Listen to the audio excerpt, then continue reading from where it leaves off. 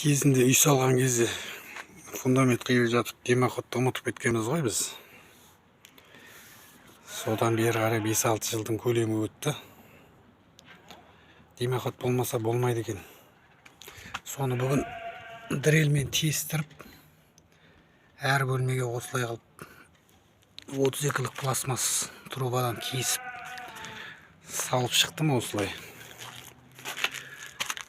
Міне әрбір бөлменің тұсынан бір тесіктен қойып, подвалды жел қақпаса болмайды екен негізі. Соны әне салам жылда міне салам деп, бүгін сол орайы түсті. Сәті келді, сабақ деген сәтімен деп, әр нәрсенің бір өзінің уақыты болады екен. Сол міне бүгін бұйырып, осыны бүгін жасап шыққан болатынмын. Міне үйді айналдырып бәріне қойып шықтым. Жалпы бәрі бір 7 дымоходтай қойып шықтым. Міне бір қапталының өзіне 3-еуін қойдым. Әр бөлмеге бір дымоходтан.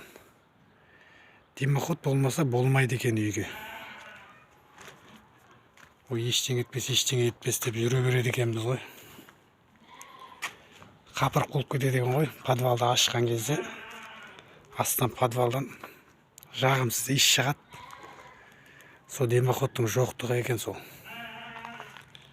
Енді міне бұйырса бәрі жақсы болады деп ойлаймын.